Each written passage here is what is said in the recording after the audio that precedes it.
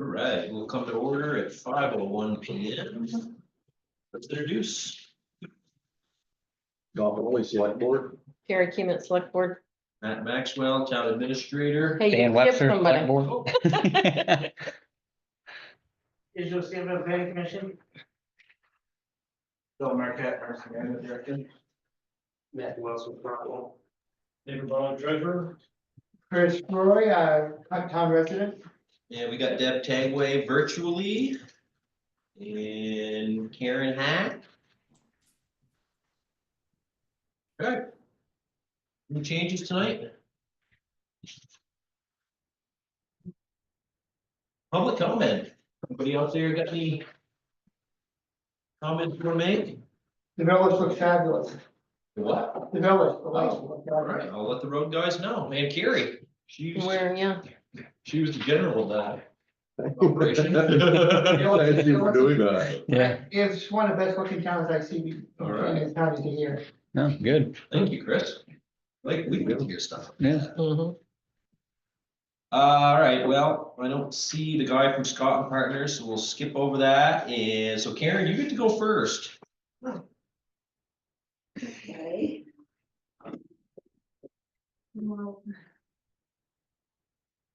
I'm not sure what you want to know. I guess I can start off with the Coventry Inclusion Committee and why I thought it was important to have a Coventry Inclusion Committee, and then that the Coventry Inclusion Committee supports the Declaration of Inclusion. But I don't know what your questions are, so I don't know if you want to ask questions first or you want to talk a little bit.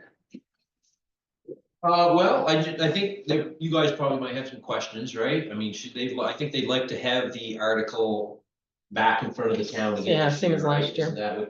Okay. Isn't that what you guys Yeah, want? You want the same as you did last year, where they, Yep. it got voted down last year, where you want to get back up, try it again this year, yep.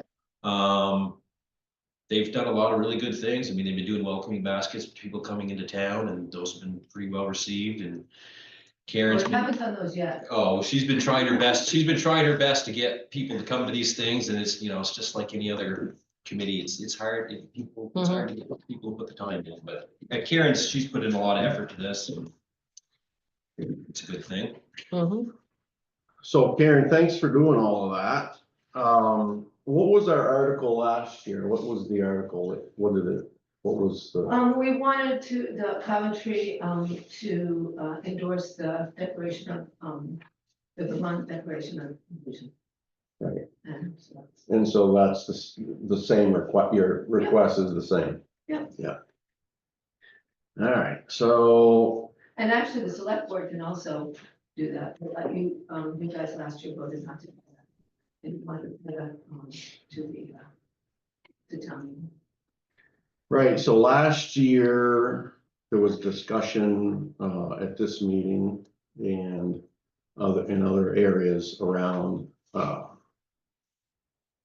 that, and the board felt at the time that it's sort of a hot button issue for some people. Uh-huh. And for all of the reasons that we discussed, we decided to allow the town to make the decision. And we did that, and the town voted no. Yeah. And so that's where my mind starts to think about, what we do about that going forward. And I'm just speaking for myself. I'm not, talking for the group here. I'm just talking about that for myself. But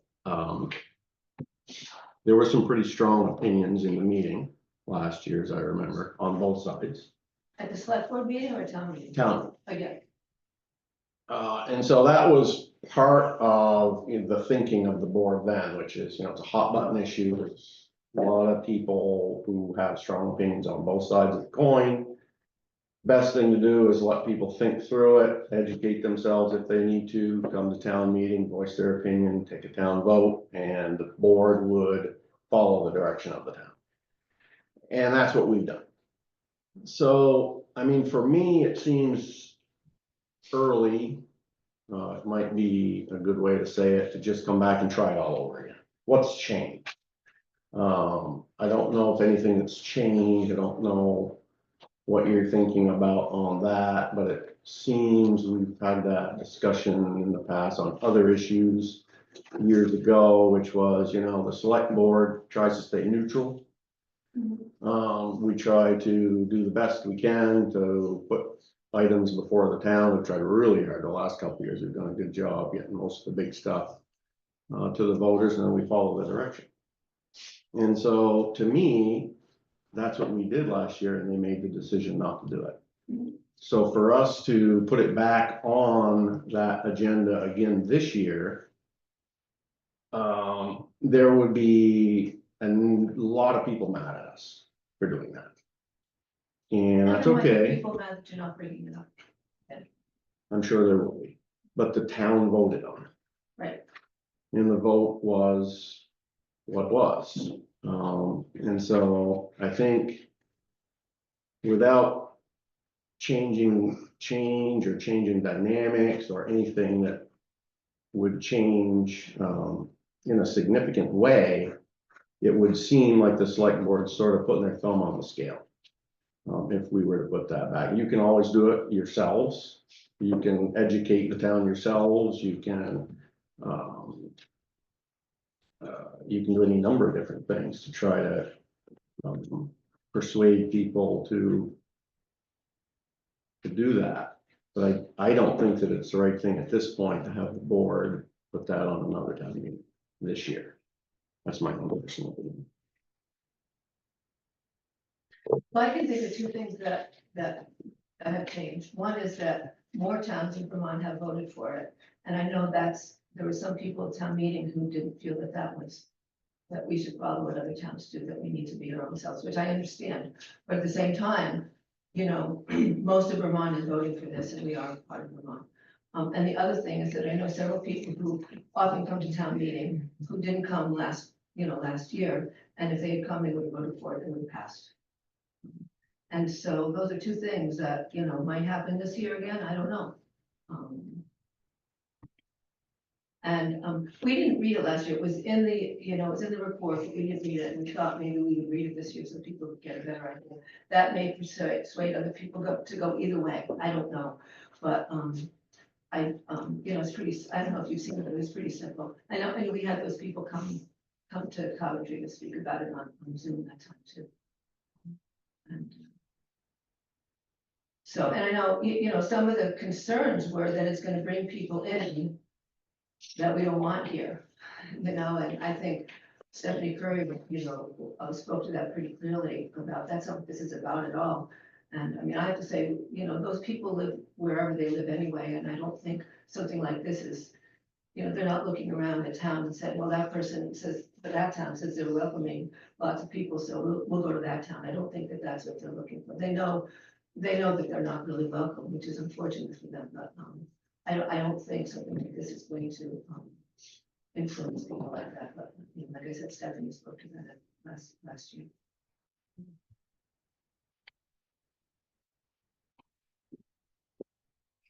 Dave? And just a little bit of history, because the vote was mentioned. There were 72 votes cast, yes, 33, no, 39. So it was reasonably close.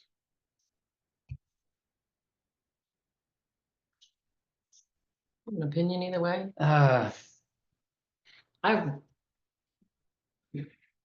don't see why it shouldn't be on there. I mean, they're asking, and people have been educated, I'm sure, for or against. Not that I would go against you. Go with what Yeah. you think. I mean, you're Yeah. accountable to the voters. Yeah. And so, that's the way my mind always is when I sit here, which is, we work for the town. We don't work for any particular group. We work real hard to put things independently as we can to the town for up and down votes. And I think it's a slippery slope almost always when you go that route and you're told no, and you put it on again and you put it on again, and hoping to wear them down or getting the votes you need. It sets up a very confrontational phenomenon within your town. It sort of pits people against each other, and we work so hard not to do that. to educate out, put forth our best effort, the town's best effort for whatever the project is or the issues are.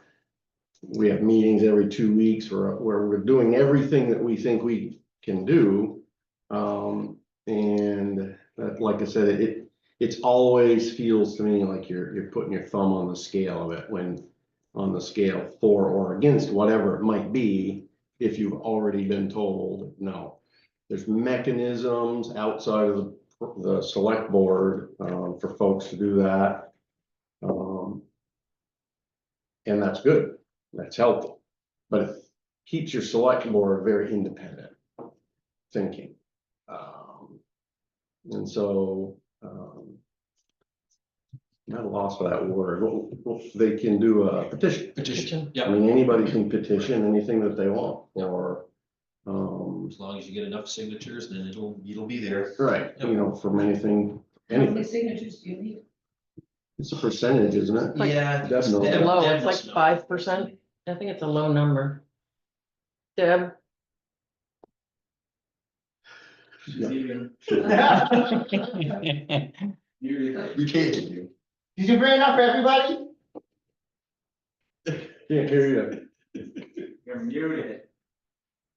Oh. Clicked it. Okay, now can you hear me? Yep. Yes, Okay, for the petition, how many signatures? yes. You're gonna want to get 30 or 5%.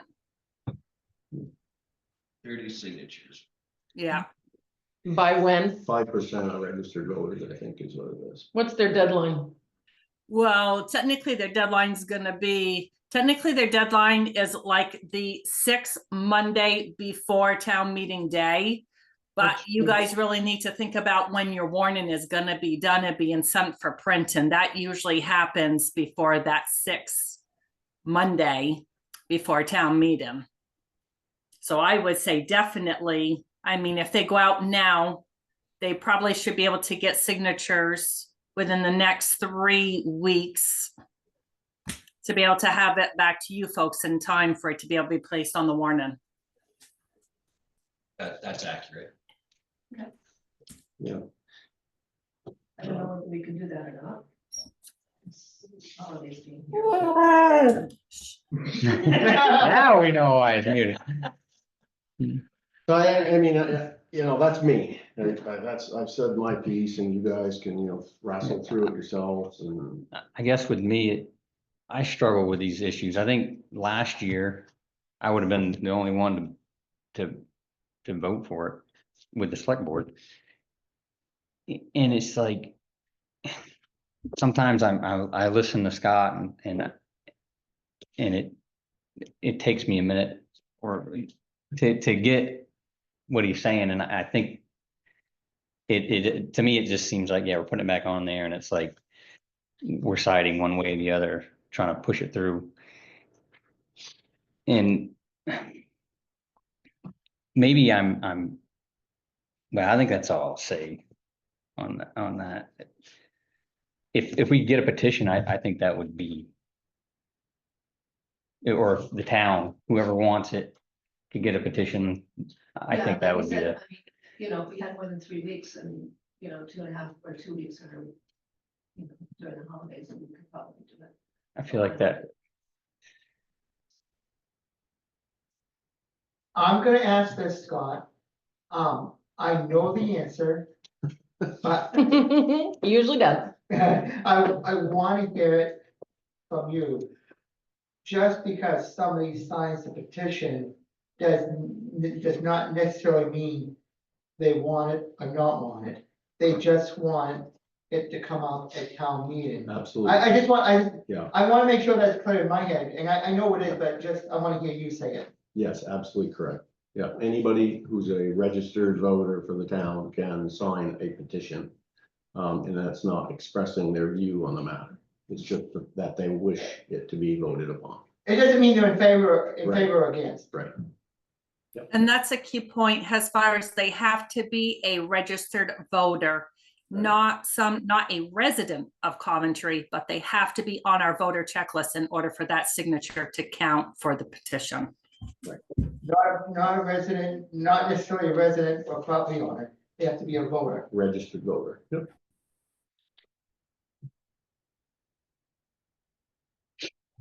Okay, thanks, Karen. Okay, I'm gonna get going. All right, thank you Thanks for a lot coming in. for all you do. Yeah, you can hear. Karen. Okay, still no, town garage guy. Got it? Yes, so we'll go to emergency management coordinator. The, Engineer? one of these guys. Oh, no, not there. Mhm.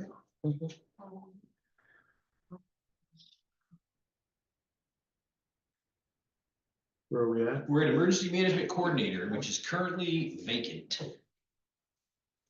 Town resident? Oh, yeah. So what do you want Yes, that that's on? what I thought. What do you want that on there for? Up right up. So was this supposed to be, Ask for it on there. was this something that my the guy who helps me was supposed to do, or going to do, maybe do? I hadn't talked to him yet. Was that the, is that the? It would have been. I think- I might have, yeah, it might have been. He's on something. He's on He community. was part action of or- that, community action. Yeah. Yeah. That is So- part of it. That's not going nowhere. All right. Let's get back control here. So Phil was gracious with his time a week ago, maybe, Phil. You too. And we sat together for an hour. Phil beat me up a little bit, but. He didn't leave bruises It though. was it was a great conversation. Phil has a lot of experience. He's been on the select board.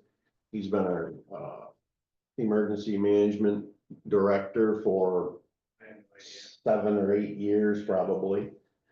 He's our specialist. He really knows this stuff. He really understands it. And he sat at this board, which gives him a unique perspective on a lot of different issues.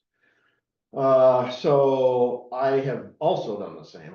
Before Phil held that position and helped the town establish a lot of that stuff. So, we had a good, long discussion around where we're at, where we would like to be at. Are there things we would like to see different?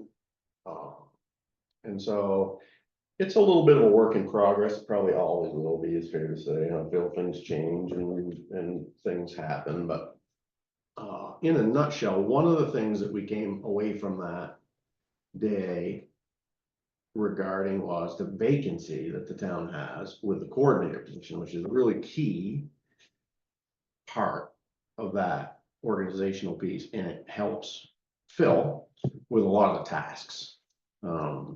The manager really needs to keep his mind pretty independently free to think about, the bigger context of all the stuff. And so he can feed us things that we might need to be doing.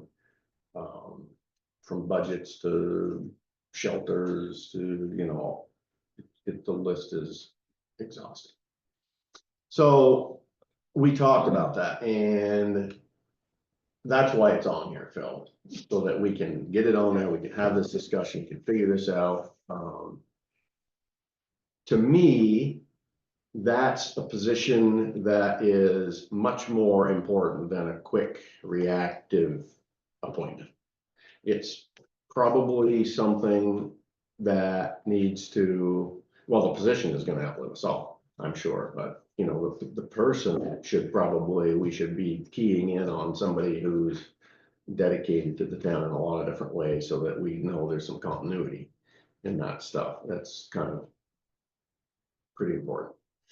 So, I think this would be the beginning of that process, which is to discuss it a little bit tonight, get everybody to understand the basics, if they haven't understood all of those basics on what that position does, what it doesn't do, who it is, and what steps we should take as a group to try to fill that. And, do we want to do it? We can put things on the website, we can put something in the newspaper, we can get it in this meeting 2 or 3 times. We can go home and think about it for a week or 2 and try to find viable candidates that we all think might serve well in the town, and then come back and see what you got. We've got 2 people, do we have 10? And then we'd have to think about what do we do with that, sit down with Phil again probably and let him help steer that. For the best qualified candidate, knowing, I would say, and you can start speaking here anytime, Phil, but for me, that's a position really that I at least would go into interviews thinking around, that's the person who's gonna step into a Phil's position 50 years from now when Phil gets done. You know, so it's sort of in-house training, learning, knowing, acting for Phil, and Phil when he's away on vacation or somewhere else, you know, you have that conflict. And it's big, it's a lot of training, it's away training, it's a lot, Matt knows a lot of that, because you did it for a while. I did. Yeah. So, What's a short job description? So I just went to the state site because that's the easiest place to go. Mhm. The EMD manages a local emergency management organization, including creating and maintaining a local operations plan. The EMC develops, coordinates, implements, and administers emergency management programs. So it's to help with the responsibilities of the emergency management director and be able to do the work. This has come up because I have recently, not recently, it's been over a year now, but in a full-time job now where I used to have my own business and have time. Is to be able to get more help into the program for the town. Yeah. Bring out a good product. Which, this is the start, it takes more than just two of us at two, so, but you start here, you just keep building. read that again a little slower. Of course, it's the awesome Google AI stuff, but our emergency management director manages the local emergency management organization, including creating and maintaining the local emergency operations plan. Emergency management coordinator develops, coordinates, implements, and administers emergency management programs. This is appointed by the EMD, who's responsible for the organization of the program, and the EMC helps with those responsibilities under the emergency management director. So sort of in a nutshell, you know, Phil's the manager of it, and then the task person that's gonna implement a lot of those policies and those pieces of thinking there is what Phil's having to do both right now, and it's a lot for anybody who's not working. But when, you know, when you're working, you just don't have the time. And so, I mean, we need to fill it. Yeah. It's a vacant position right now. I guess it's you, Phil, but it's not really. Kind of can't be both. So, we need to try to find somebody, many people and I think that this step tonight is just exactly what it just was, which is bring us all together, talk through it. Put everybody's mind going in the same direction. Let's get this thing filled. What steps do you want to take? Probably should put it on the website. Do you want to take the step and go to a newspaper on that? Or do you You want can to? start with the website and see what happens. And then start with the paper. does it have to be, is it a paid position? That's up to you. It hasn't been, it's been a stipend pay, just like yours. Yeah, it's just, I'm stipend pay and Stipend I pay, think not an hour. it's It's not an always, employee. it's been put on the town administrator. Like when I started, it was Amanda that we appointed as that, and then it was Matt, just because a lot of it's the paperwork, for lack of better word, and Matt's been dealing with me with this whole farm with up there, and that's the type of thing that could fall on that person. But that's all in part of the discussions with the organization, how we want to do it. And I don't think there has ever been a line item stipend in there for that position, just because of how it's been done. Oh, okay, because we've been having the administrators been the do it, administrators okay, doing so. Yeah. Okay, So why can't the administrator do it now? He doesn't want to. You got too much already. That's a fair question, fair answer. we could make him, What that? I said we could make him, but it's a lot.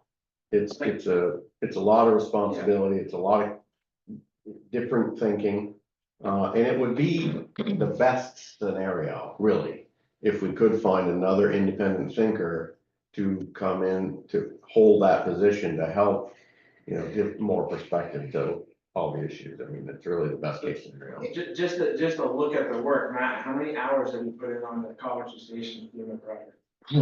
Boy, a lot, because I had to fill out a sheet. I mean, it was like 60 or 70 hours. I know when I just did on the that. 2019 Yeah. flood, I had 30 hours. Yeah, And that kind of stuff is all something that It's- they could be doing. Right, and it could be split up too, like it's, Yeah. it could fall on all of us to do it, but when those FEMA projects come around, there's a lot to them. yeah. To me, it's meetings every week. It's, you're filling out paperwork every, so it's a lot. It's a lot. Feels right. It's a lot. It is. Is there a lot of fire ground type work? Or is it administrative work or? Well, what? Well, fire ground, that, you go there, you help out with No, Coventry Village is underwater. that would be it, yes.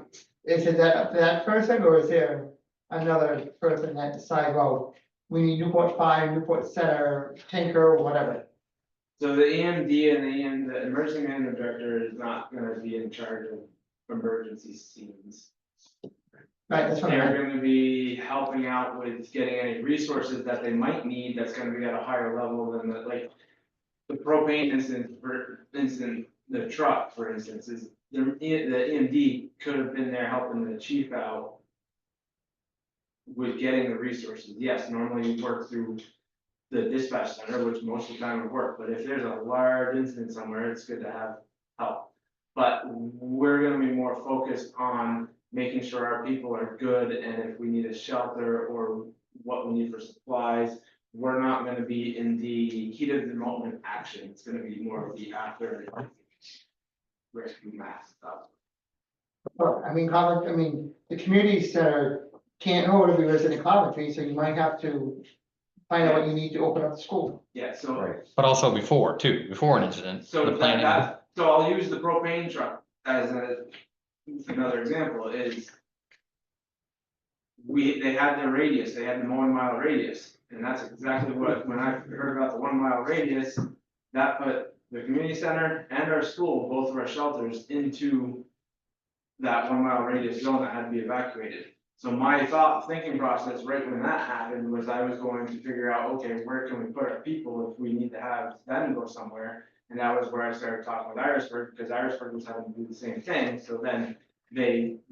In conjunction, we were talking to each other to make sure we were getting messages out and saying, Irisburg was opening a shelter, Red Cross was coming, and we got all the messaging out in order for people to be able to do that.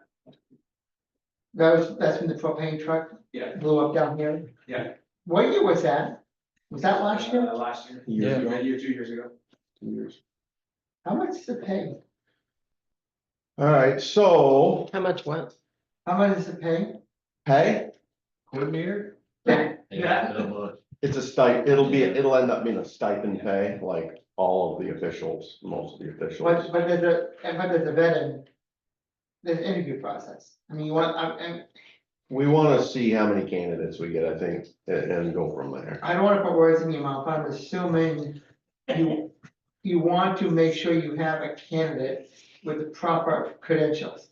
That's the goal. Yep. Very Does it good, have to be a Coventry resident? yes. Yes, So what step do we wanna take tonight? Definitely the the website, website. and Matt can wordsmith that for us. Yep, website, and then think about the paper after.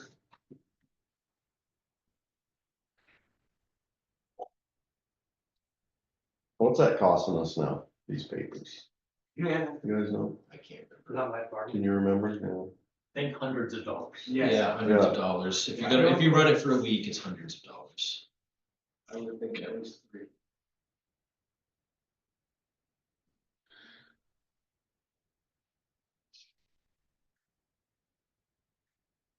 So you wanna go a 2 week span, let's go for 2 weeks and put it on the website, see who, word of mouth, Yeah. maybe. Yep. By having this meeting or talk to people. we'll bring it back at the next Oh. meeting and see You what. might be interested, let's just build it from there. What about our posting I spots? can put it up at the posting spots too, yeah. No, I'm not sure they get a lot of attention, but it certainly won't hurt, you know. Okay, Phil? Just at the very mention of it in your meeting, it'll be covered in the Chronicle. Here we go. Excellent, And that's at no charge. That's free advertising. excellent, thank you. For your meetings.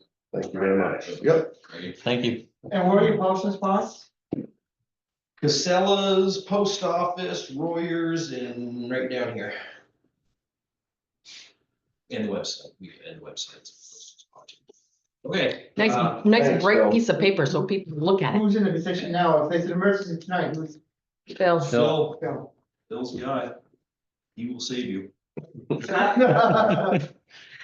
Yes, you will. Alright. Thanks, Phil. All right, Coventry Fire District ARPA funds. That is, thought we'd have a number on there, but Yeah, I'm sure Dave's got it. Dave or Deb, do you have the ARPA number fund? 7,000 something. Yeah. Yeah. It's like almost 7,500-ish. It's a little bit below 7,500. Get yours. We gotta vote on this, Deb.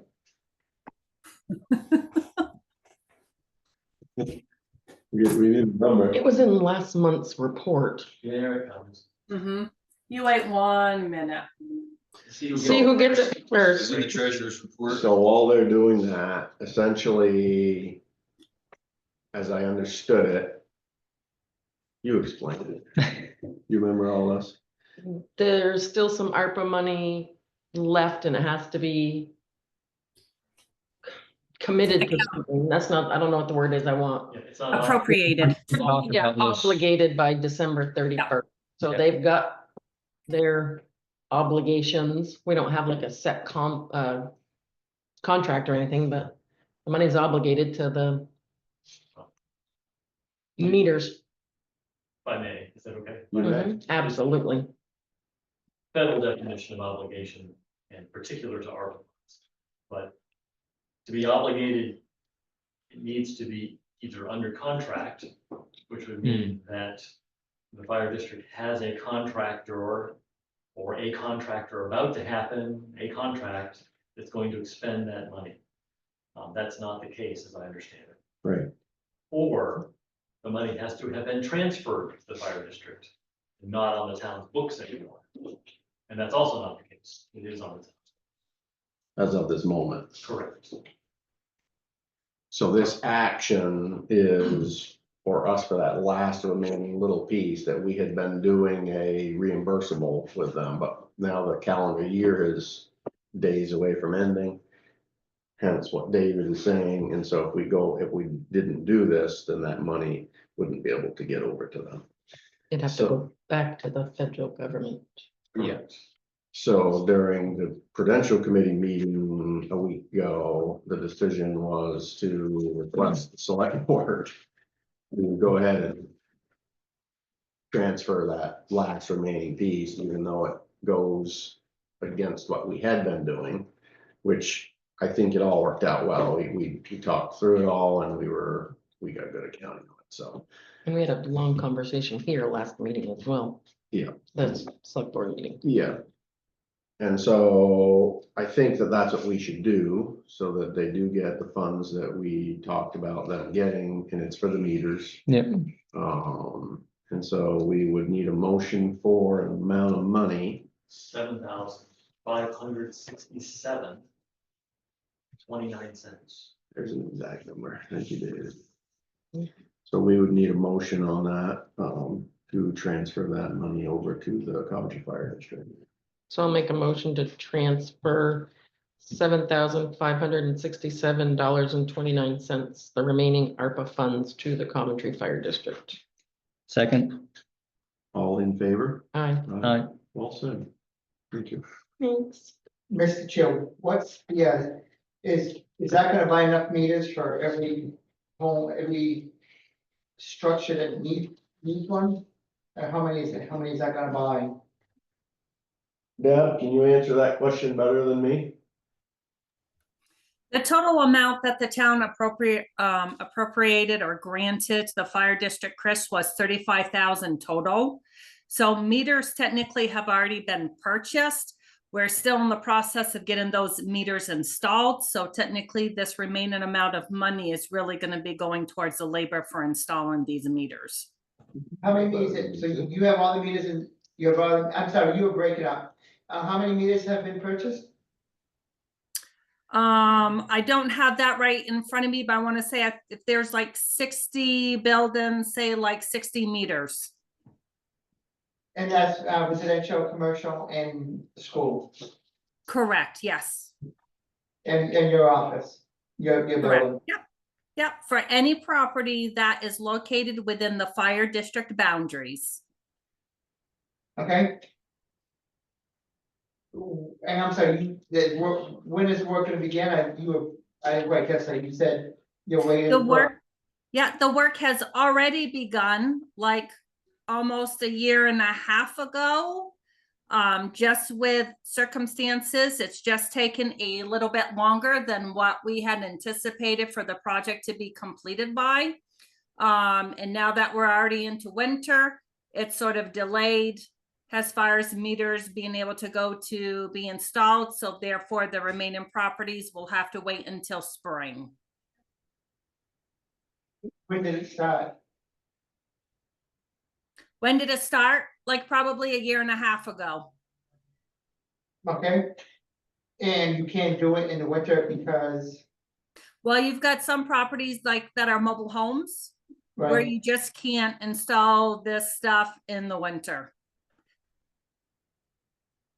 It should be installed during the summer because there's stuff they have to remove from underneath their trailers.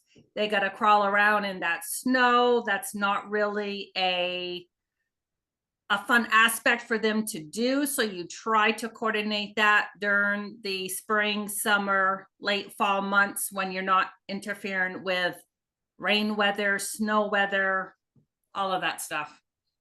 And the flooding got in the way too, I'm And sure. flooding, yep, I'm assuming the water meters keep track of how much water you use. Right. correct. Are they replaceable? Do they have meters now? Or are they just putting them up? Are they replacing them? There are some places from my, of course, this is just my understanding. There are some places that do already have meters. A long time ago, there were some meters that were installed. Of course, there's been some new places or additional places built that did not have meters installed. But even still, the meters that were installed eons ago, once you stop using it, it basically becomes unusable. It's not like it's almost probably very similar to like cars. You buy a car, you let it sit for 5 years, what's going to happen? A lot of the mechanics are going to get rusted. It's either you're going to have to spend a lot of money to try to get that meter back up and running or purchase a new meter. In this case, you really don't spend money to get that meter back up and running. You purchase new meters. You've got new regulations, new requirements that have to be adhered to. A lot of these meters that were installed eons ago aren't even up to spec to what the new meters need to be now. So there's a lot of different factors that goes into that.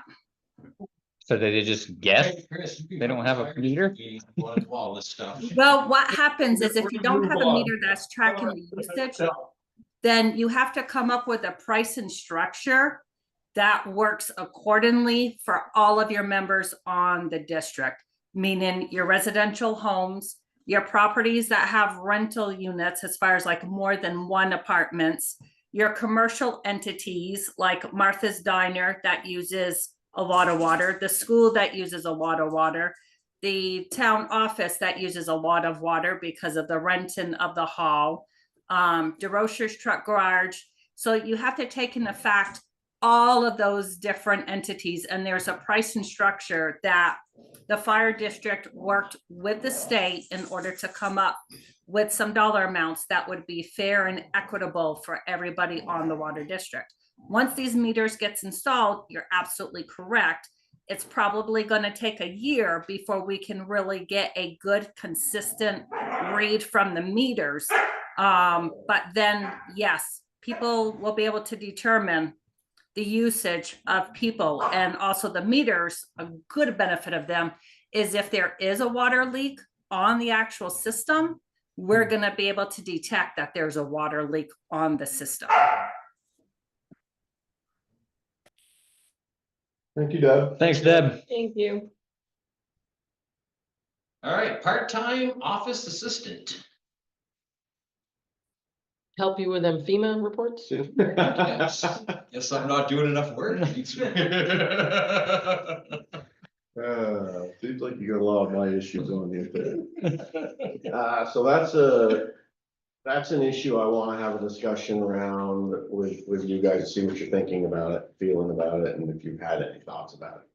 Essentially, I've talked to Matt about it a few times, a number of times maybe, and years ago, other people. Matt, the town administrator is a sort of a lonesome guy. When he's not here, nothing is getting done there, right? And so I think for us, it's still fairly new to the town of Coventry. It's maybe 10 years in now, maybe, as a position. And what we've learned and what we've grown with as a town is all the benefits of that, right? From FEMA work and issues to a lot of the managing things. I mean, Matt could start taking off a lot of the stuff that he's doing for us that essentially in the past weren't done. So the town was lacking in a lot of its management strategy, a lot of its resources weren't really being used. And so we're still developing, I would say that's fair. In some ways, we're still developing the town administrator's position for our town on the benefits that we can receive and how we make the town a better place by having that position. We don't run the town, right? I mean, we come in and we think through it, but we all work.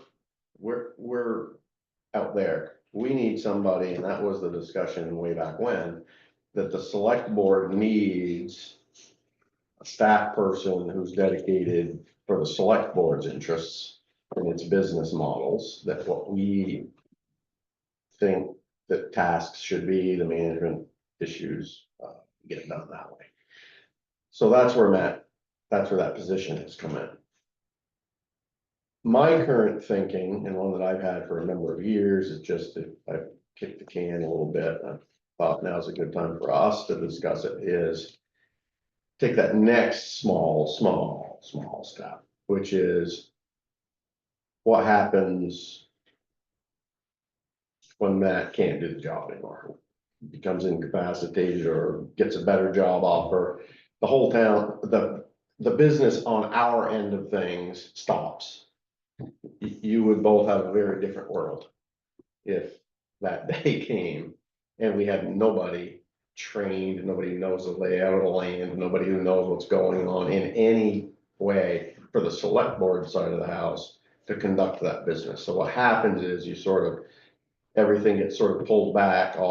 Most of the items that we talked about today would not be happening.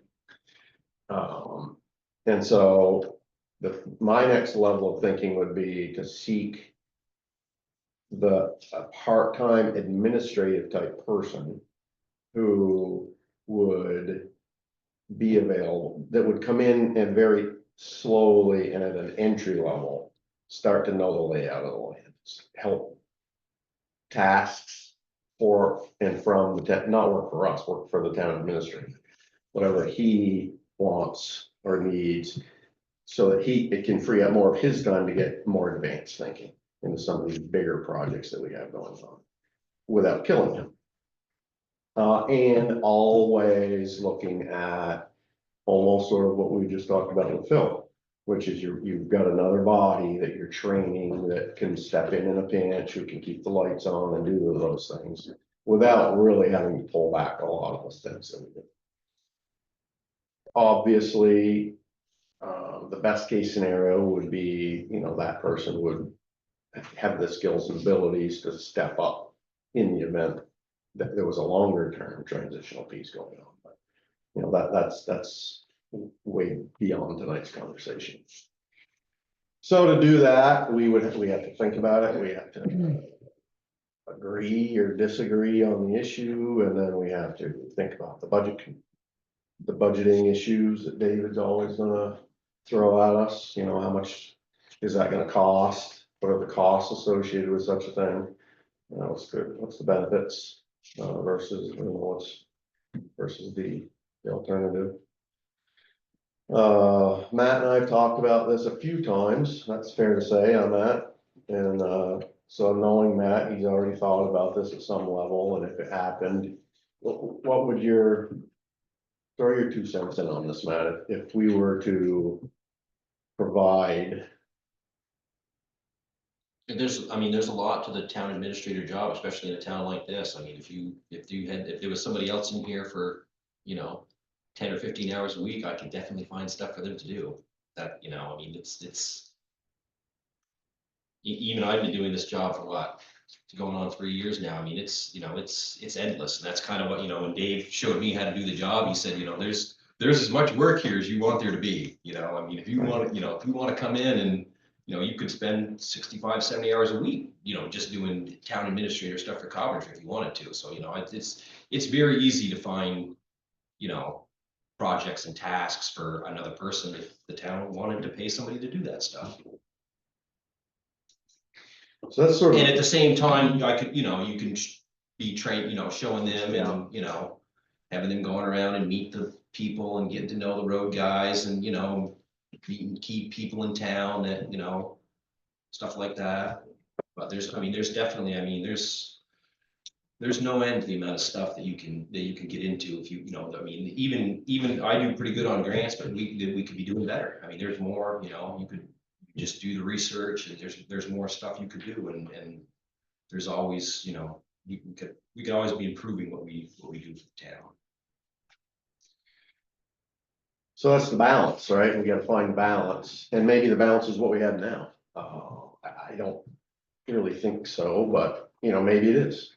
But that's the balance we need to find, which is, how do we live within our means responsibly? And how do we produce work for the town that's reasonable and that helps the town, in a reasonably financially responsible. I'm always myself, because I've been through a couple of these transitions in this building, and it really is painful when the event, whatever the next event is going to be, when it happens. It's very painful. It's painful for all those that are left here trying to keep it together. It's painful for the folks that we've made some promises to, and we have projects going, and all of a sudden we're, impacting a lot of different things and a lot of different people. And so my thinking personally and why this is here, and it's been a discussion for me for some years, is that, to mitigate that, this is a seemingly responsible way to mitigate that in a financially responsible way to bring another person in, get some additional thinking, get some skill sets that we might or might not have. As Matt said, the lists are endless. I give Matt for Matt things that just seem like they're crazy, but there's a lot. And the worst case scenario, that's all the good stuff, right? That's all the harmony stuff. The worst case scenario is if Matt was hurt or couldn't work or found a new job, then it puts us in a position where we're already ready. Yeah. We're gonna go from an A to a D, but we can get it going fast. We don't have to go through that 3 months of pain and suffering. I think just having somebody else know, because like you said, it's like the paper's here, we get the emails, and it would be, if you weren't there, if something happened. You wouldn't get the email. I wouldn't get the emails. Well, we would. It would just be painful. Yeah, but I think just that part of it be worth it, and it doesn't work out, well, we're not stuck with somebody or that position forever. Didn't work out, well, didn't work out. But I think we should definitely try to find somebody and try it. So to give you a little bit of history on Matt's position. When the town made the decision to hire a person for the select board. It wasn't a town administrator, actually, at the very initial stage. It was an administrative. Can't remember even there's a name for it through the LCT. Anyway, it's what we're hiring now. It was a part-time, somebody come in and do the minutes for the meetings and the very basic functioning for the board, and that worked for a little while. We had hired Amanda Carlson at the time, who had skill sets of well above that, and so that it was a very easy next step to the town administrator's position, which was a lot more inclusive of a lot more responsibility and tasks and important things that the select board hands over. There's another step, which is a manager, which is another process that you'd have to go through, but a town manager type of government where, that's something different, but even more responsibility than what Matt has. I think the town administrative position, what we found for our town, has worked extremely well. We received such good benefit from that. But now I think for all the reasons that we just talked about, if we took that first entry level position again and we did it, whatever, we'd have to make these decisions tonight, but a day a week or whatever. And set a range to that, like what we did with the other positions, a hiring range that people knew and we know what that looks like. And then Matt can help develop some strategy around what he would see that person doing, and then could free his time up so he can go get more of that other stuff done. Probably the right way to go. Feel like it'd be maybe not hard to find somebody, but the right person. I mean, they're just gonna be learning from you and. Sometimes it's easy and sometimes it feels like it's just never gonna happen. Yeah. So that would be us too, it's like hiring a road crew. Yeah, you never know. You never know. And so. So because it's an employee, it wouldn't have to be a resident of the town. It wouldn't have to be a resident of the town. No. And you never know, I'm sure retired people out there who wouldn't mind doing a day a week. I'm sure there's people who don't have work at all that would love to do a day a week. Somebody who's got part-time work now that take another day, you just don't know. There's people out there. You would have to find one and it would have to fit, whatever their skills are, it would have to fit for Matt, and he would have to give the primary thinking, I suspect, on telling us what his thoughts and opinions are with the interviews, and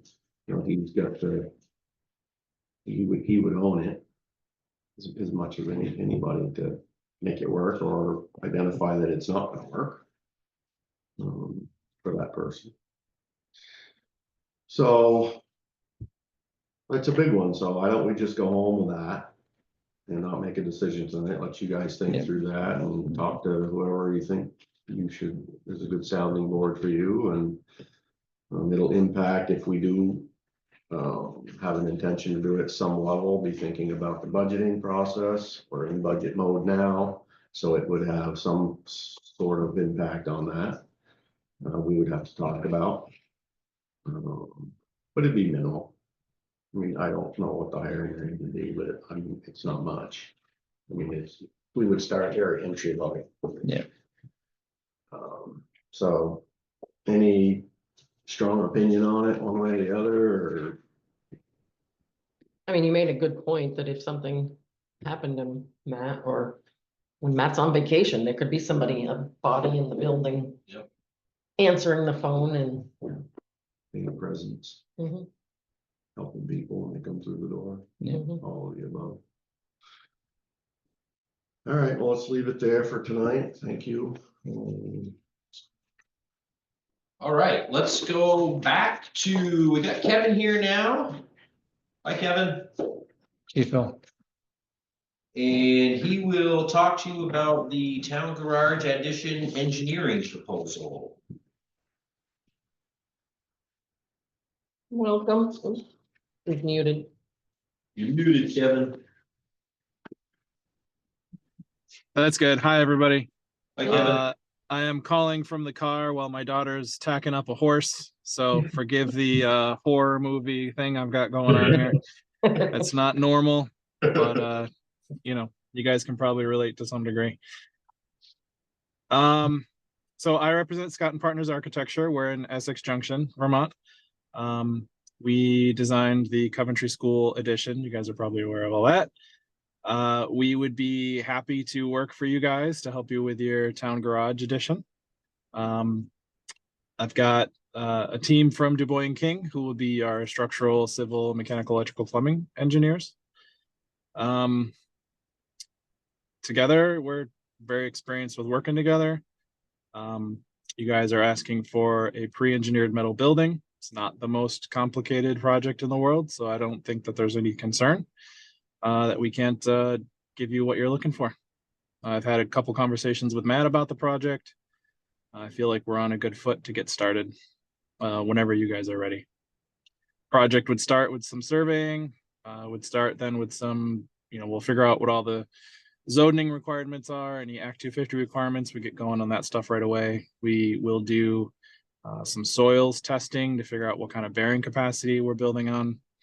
And once all that information is in, schematic architectural design is the next effort. From my conversations with Matt, we roughly know how big of a building you want.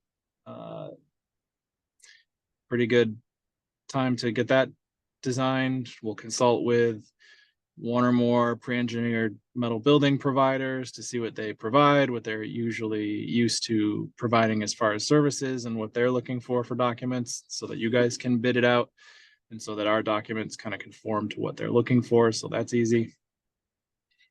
We go through design development after schematic design, where we kind of get more detailed.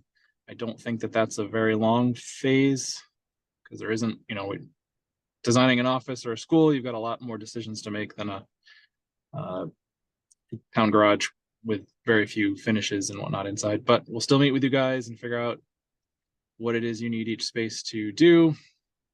Make sure you're happy with the sizes, level of quality, level of finish, light fixtures, plumbing fixtures, that kind of thing, heating systems. Once all that stuff is locked down, we go into detail mode where we produce construction documents, where we develop the bid documents you need to go out to general contractors. Once those bids are in, you guys decide who you're most comfortable working with and for what price you're most comfortable working with. We can help you. We know a lot of contractors in the area. And then once you pick a contractor, we go into construction. We provide basic construction administration services for you guys. Make sure the project's going to plan. We review payment applications. We look at submittals from the contractors to make sure they're intending to put in what we expected them to put in, stuff that complies with the design intent. And then we certify their payment applications for you. Do a punch list closer to the end, make sure everything's done before I sign the final application for payment. Along the way, if changes need to be made, we will help you review the scope and quality of those changes and make decisions of whether you want to include them or not. That's it in a nutshell. I imagine some of you have been through this process before. Don't mean to repeat what you already know, but that's kind of my understanding of the project at this point. Excellent. Thank you, Kevin. So, No problem. Kevin, this is Scott Morley. I've been through this process a number of times within the state. Mhm.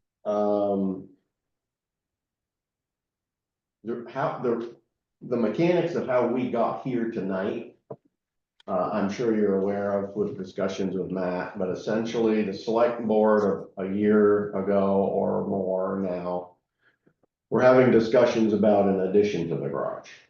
Okay. And we were going back and forth around how to do that, how to fund that, what was needed, what wasn't needed, you know, it's the around the world conversation. Yeah. The ending result, at least a year ago, was that this was a bigger than average decision that the select board had to make. And we wanted to put that decision in front of the select board, in front of town meeting. So that the town had the benefit of the conversation and could give us some guidance. Sure. That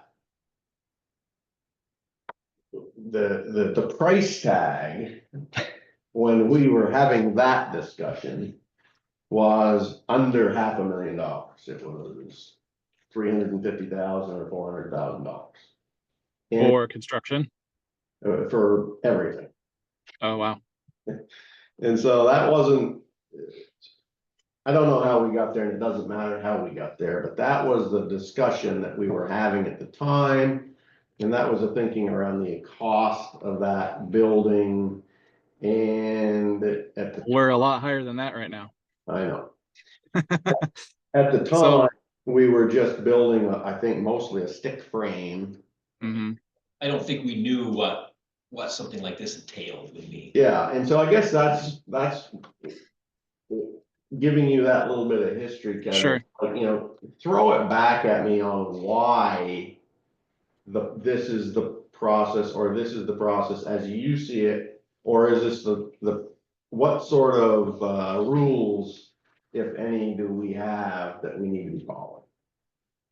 Are you trying to ask about what's the basis, in my opinion, of the difference in cost between then and now? Is that part Well, of your question? part of the question is, can I hire a local carpenter to go up there and build a garage for me for the town? You'll need a building permit. So you're going to need someone to develop drawings to get the state to sign off on that building permit. Unless you guys have some kind of arrangement with the state where you would permit your own, you know, town structures. I think that's the biggest reason you'd want an architect or an engineer to be involved, to get that building permit. And that's true whether it's stick framed or pre-engineered.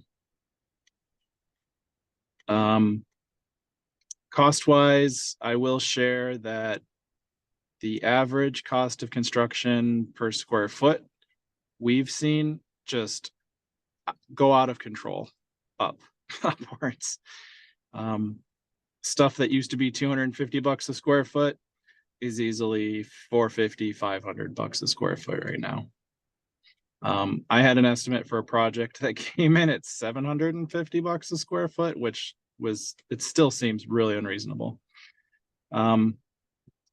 I've talked to contractors who've told me they think you can get a nice pre-engineered metal building for $350 a square foot. Looking at the size of your building, that's going to put you in the $1.2 million range for construction costs. Even at $250 a square foot, you're at $900,000. So I don't know. I can't explain the $500,000 construction plus design fees. I think since we are doing a survey and soils engineering, you know, those are two services that are not usually included in what you're used to with architectural engineering design fees. So that does pump up the fee we're looking at, and then I've proposed to you today a little bit. So this is all new to me, Kevin. Hi, Dan Webster Hi. here. Hi, Dan. So you have any new town structure, we have to have a state permit. Is that? Yeah. Any commercial building, basically residential buildings that you own, that you're gonna live in, you don't need a permit. Residential projects that you live in, that you're gonna have like an apartment in, you don't have to have a permit. But basically everything else, except, you know, repair work, you need a state building permit for. If you're renovating, modifying, adding onto, or doing straight new construction. And if you are, will the state give a permit for a project that doesn't have an engineer? They may, they have in their permit requirements, their minimum permit requirements, they want stamped drawings for plans, structural, they want some kind of description of your mechanical system. Yeah, the language on the state building permit applications, in my experience designing projects, is that they want building permits for just about everything. And with those come engineered drawings stamped by a licensed professional. So that was my question. Why does it have to be Yeah. so complicated? Now, I will say you may be able to go directly to a pre-engineered metal building company. They have engineers who do the structural work, and I don't know what they need. You know, I don't think they have reps who will come out and measure your site and give you specifics to what you need. If they do the engineering and handle any kind of building permitting, there may be a way that we modify this project and the fee associated to be more in your comfort range. I'd have to talk to a company to see what their, you know, what kind of liability they're going to take on.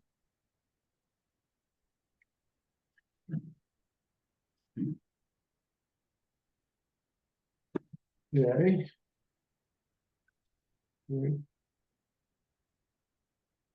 So do you have a ballpark of what this whole, your fees plus the building and the contractors and just a rough guess? Are we looking at $1.5 million? Are we looking at $1 million? Are we looking at? I think construction costs, you're looking at 1.2 million to 1.4 million, depending on, you know, unknowns right now. Mhm. So that's for the plumbing, the electrical, the building, the groundwork, and then your fees. That's just cost of on top of- construction. Yeah, That would just be cost of construction, and then my fees, my team's fees would be on top of that. Your state building permit fees would be on top of that. And that's what, 0.08 cents on the dollar. You know, when you have $1 million project, that can be $30,000. mhm. Okay, thank you.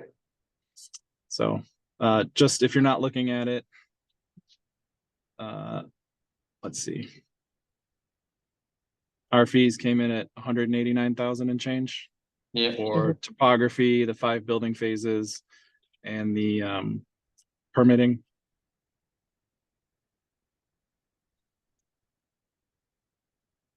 Including construction.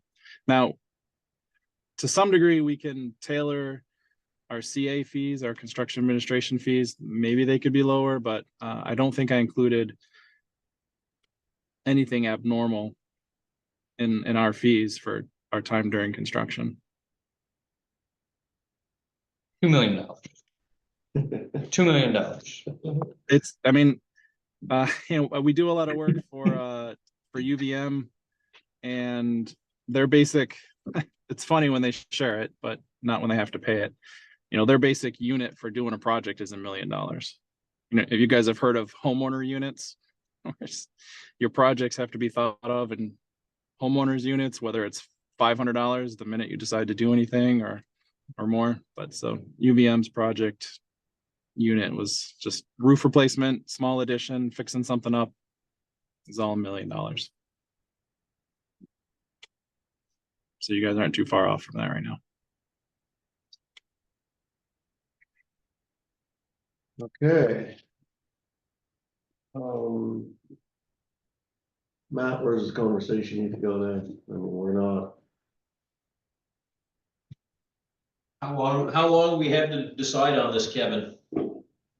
I think you're good. I don't think you have to worry about it. If you took 2 months to figure it out, I might want to ask my team if they needed to adjust their fees I expect them to hold what we've got for the rest of the month for sure, into January. If we're making a decision in February, everybody might have new, billing rates based on the new year. It'd be January 6th, like if we could think about it till then, would that be okay? Easy, sure, yep. Yeah, no problem. All right, perfect. All right, Thank you for your time. Yeah, I'm good. Thanks a lot, Kevin. thank you. My Ken. honor. Thanks for letting me come and talk to you guys tonight. Thank you, Kevin. What's going on? I will. Sorry, what was there? One more question or? No, Okay, thanks, guys. Thank Good night. you. The garage on 14. all right, so, Though the problem with that is we wouldn't be able to sign anything till town meeting day anyway. I'm not- good, I suppose, Good. special funds.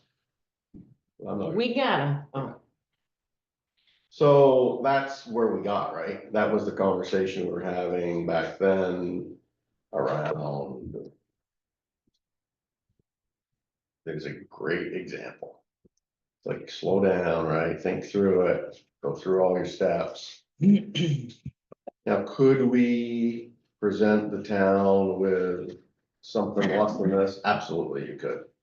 But in the world, you get what you pay for, right? And so one of the things that I've been thinking around this, when Matt told me these numbers and almost gave me a heart attack. Was, some other towns, some of our neighboring towns are doing this right now, right? And their numbers are double that. They're building a whole garage. And so then I got thinking about that and I thought, you know what?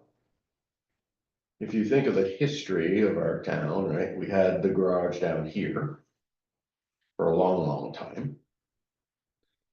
And then there was a little bit of an expansion and the town went up and built our current garage in the gravel pit.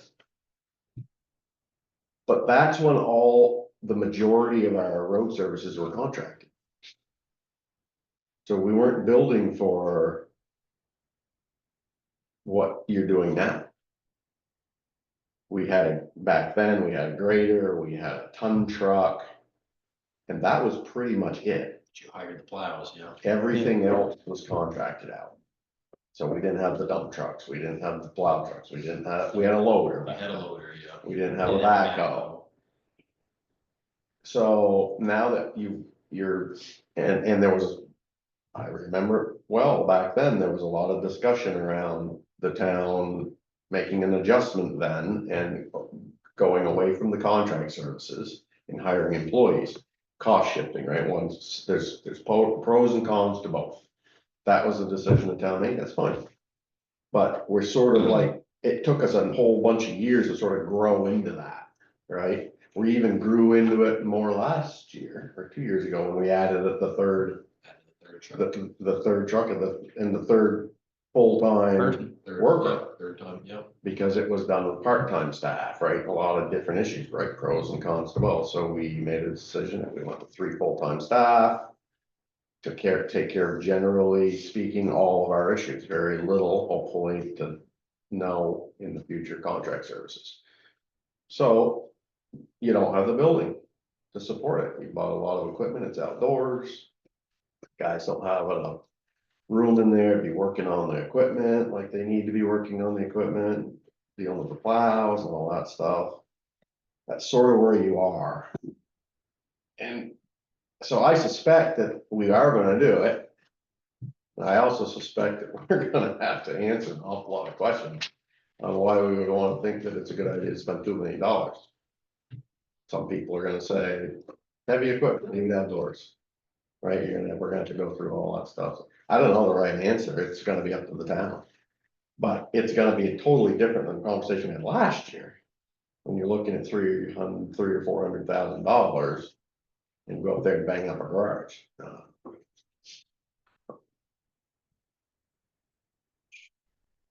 No.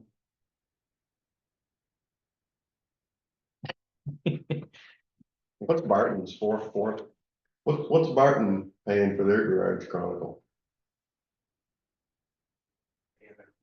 And I don't don't know the exact number, but that's kind of the price of services. Yeah. I know that Derby had to have the roof of their garage. Derby did replaced. too, didn't they? Just barely, yeah. We put a bunch of That money cost a in. bunch, and I know Newport Center, they expanded their garage out of Washington Day. They just did it. My house, it's expensive. Cost of construction just keeps flying up across the board. There's a garage in Derby, it's a three bay. Will fit tractor trailers in, but I heard that was $1 million. Just for the roof, No, $1 million plus to build just a garage. the Yeah. frame of it, yeah. Yeah. So, Matt, thank you. You've done an exceptionally good job at slowing us down and at the same time getting professionals at the table, educating us, talking to us about the reality costs. And that's what we're here to do. So where we go from here, we were asked last town meeting to present a better, I don't know what we were asked. We were asked to do a lot more work. Just Yeah. more A research. better plan. Better plan. Yeah, What's a better, exactly what it a was. better construction plan Yeah. for a town garage addition. Right, They weren't getting enough information on No. what we wanted to They do. want, they want to see right, bid documents and right. whatever. So I'd say we done did it. So I said, I mean, I guess, one of you two just said, well, we wouldn't, I think it was you, we wouldn't do this anyway. Until the town Approves it, I mean, tells us what they want, he tells a month or two, so. and so.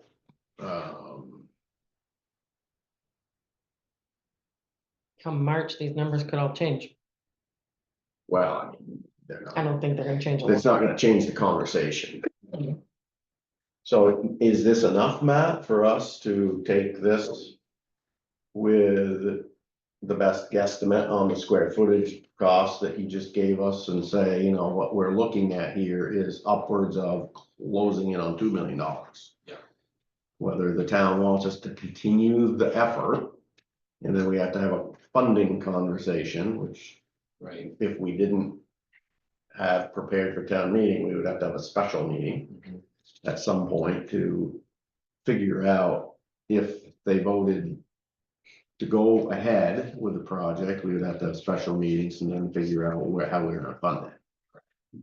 And should there be more for at town meeting? This is the building. This is everything about the building. And this is not the building. If we don't build a building, this is, whatever.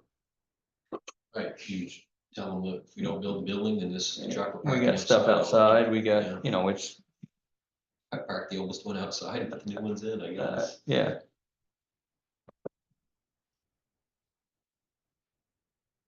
Yeah, I mean, that's our job. We have to be ready and prepared, and we need to speak with Nathan, and we need to, have those conversations, so we're all at least versed and not just giving an opinion, but, giving some facts and, again, for me, it's like, am I on one side or the other? I mean, I don't know. I guess it's realistically, it's gonna happen at some point, right? Somebody's gonna do it sometime.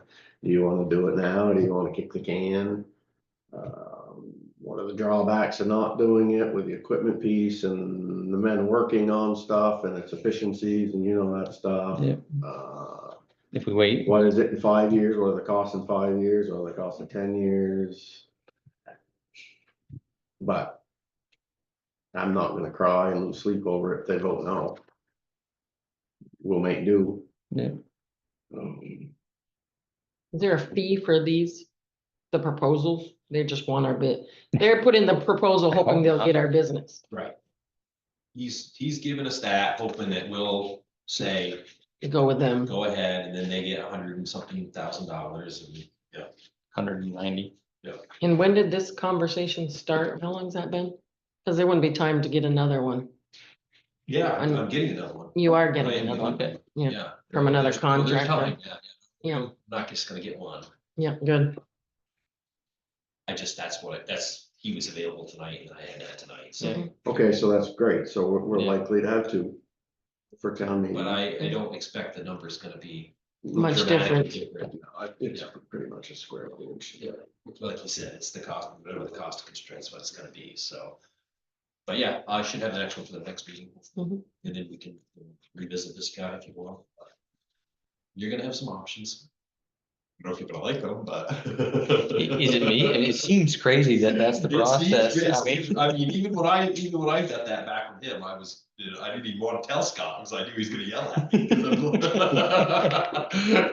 But So a lot of this, that, I mean, this is the reality of it. you know, a lot of that permitting is just different construction. It's the fire marshal stuff, right? We deal with this building when it comes to your range and when it comes to the fire escape out here, we had to go through all kinds of hoops to replace the old wooden one out there.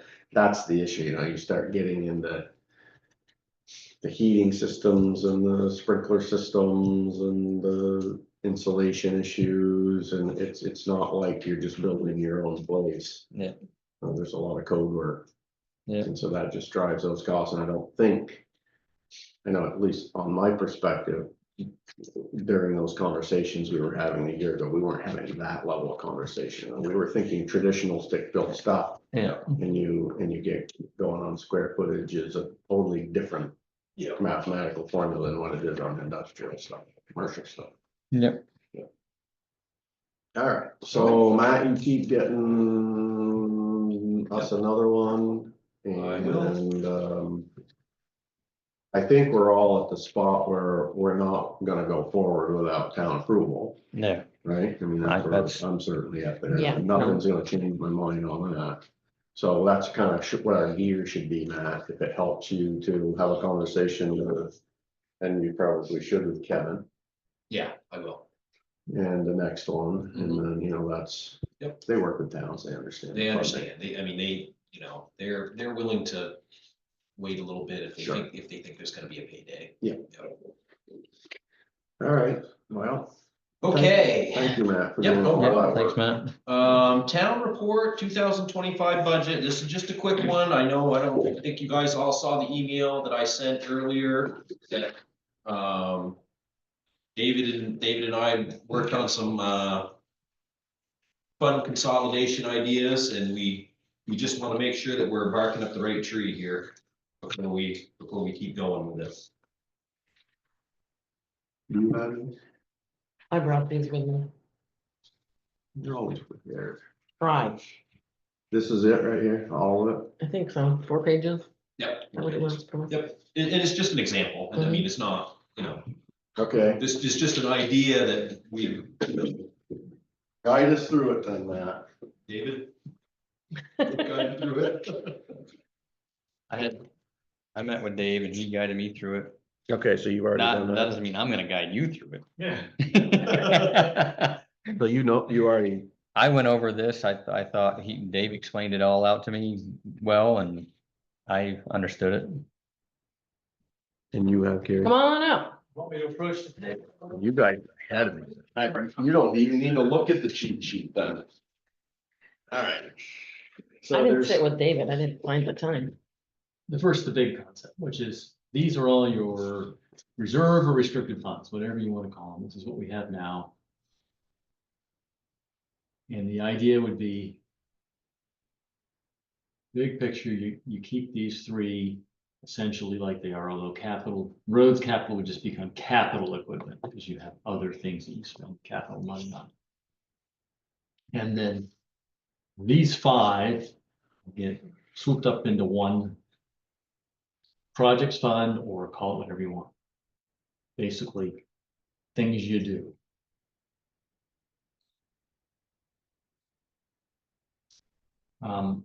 Solid waste and reappraisal, we're required to have those in some form. We can have solid waste, zero balance. Reappraisal. We talked to that separately here as to why should be like it is. Capital equipment as well. It's just its own animal. But these guys. Matt and I thought could be wrapped together.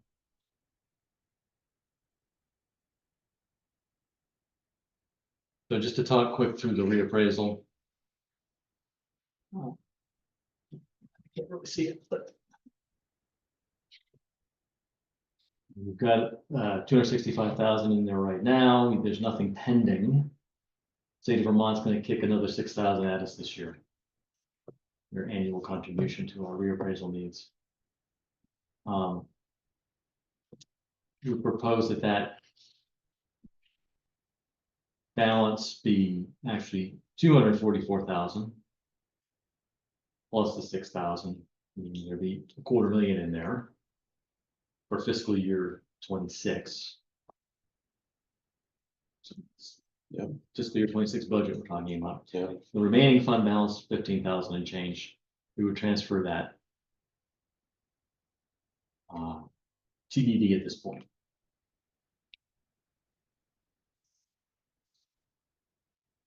But basically, concept appears the same for all the funds. Basically, we have single page budget for it.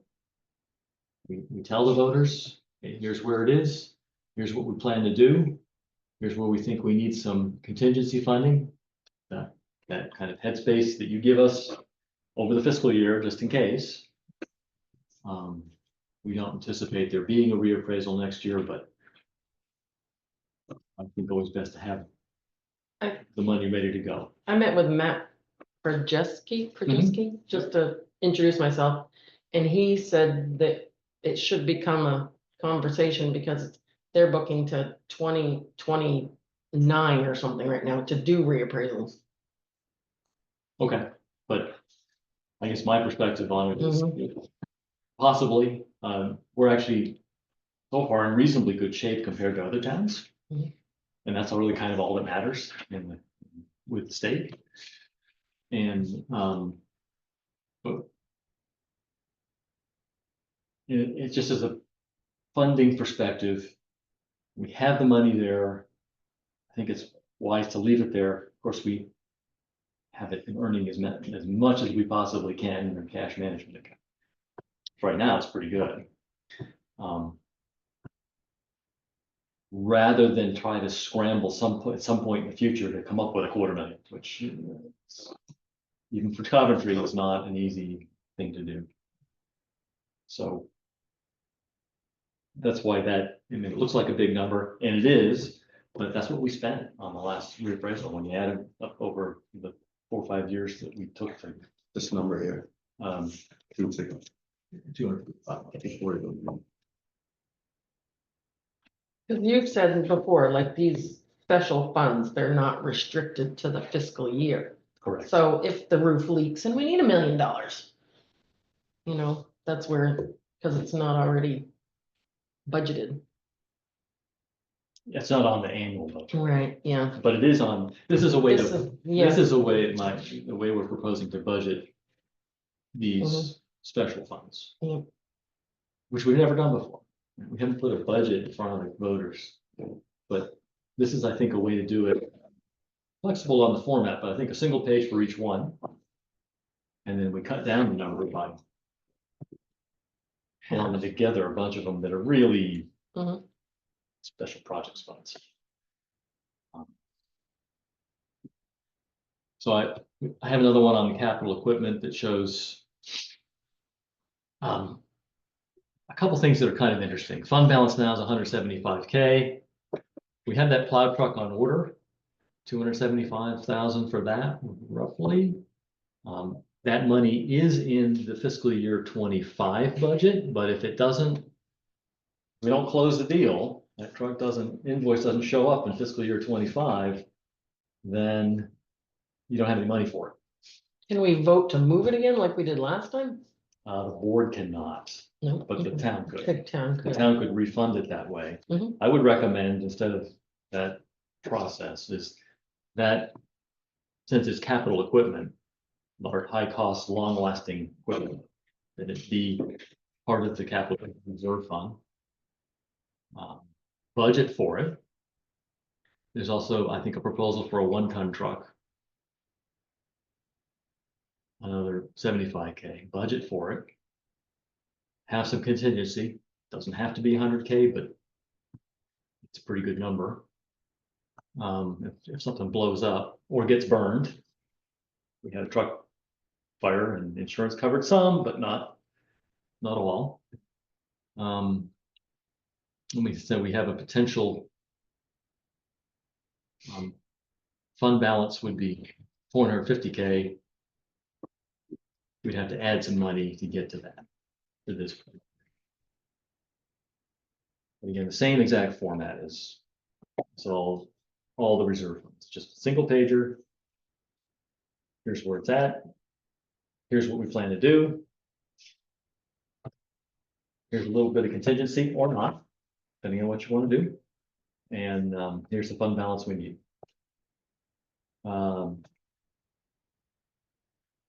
The big one is, of course, consolidating all these. So we've got, right now, you add up all those 5 funds, there's 1.3 million, 1.1 million. There aren't any pending invoices against any of those funds. You do have a road paving contract for next year, 700K and change. You have a matching fund requirement for the municipal energy grant of 45,000.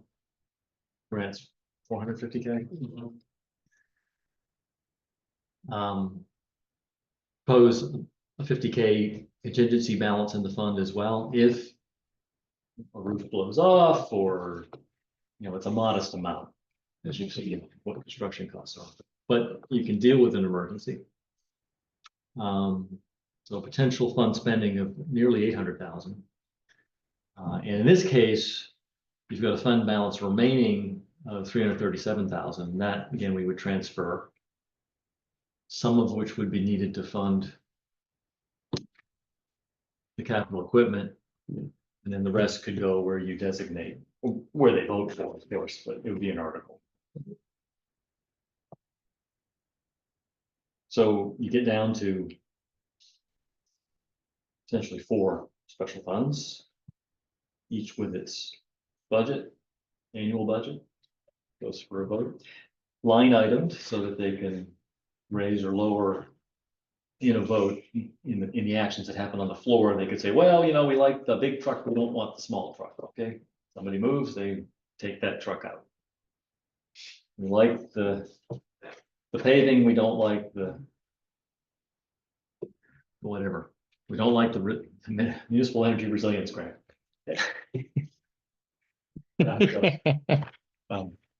Whatever. I mean, it just gives the voters the opportunity to weigh in individually. Right.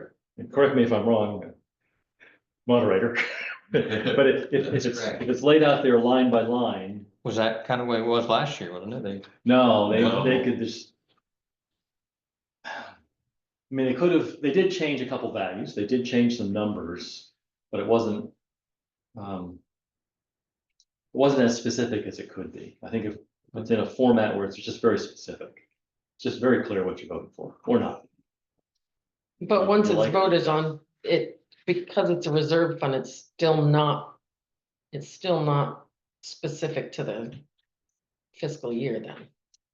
That's Or would correct. it be? You'd have to. Because since you're It voting. would not be, Mhm. because it's a Reserved. reserve fund, special fund. Yeah. You then come back in the following fiscal year. You don't have to, but I'd recommend you do come back again with the budget for each one. Mhm. And there's nothing like tradition to become ingrained in the process. Mhm. Just everything then is on a budget. Nice work. So you can, let's say we don't get the truck in fiscal year 26, still waiting for the truck. Well, the money's there, the line's there, but it comes up for vote again. Mhm. If you put it up. So. Excellent. Thank you, David. You guys did great. You've got me 85 over there. And that's a long ways ahead of where you did it. That's exceptionally good work. So. Thank you. And Matt, That was mostly Dave. mostly Dave. That smile. Yeah. Got me in front of the board. So for us, let's talk about that. away from the banker for a minute.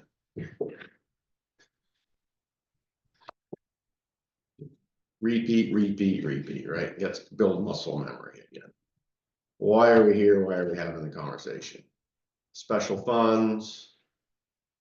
Yes, once money is allocated in there, it's not reserved for that year, it's reserved for the express purpose of currently having 7 or 8 different special funds. The town grew over a long period of time, right? We've been through that. We know why the town created special reserve funds. And then there was growing pain for some of us along the way on how we got where we got. Then it is my perspective, and I think the history would show that if you looked at it, the select board got a little bit loose with spending. Because we have millions of dollars that are flowing through these funds.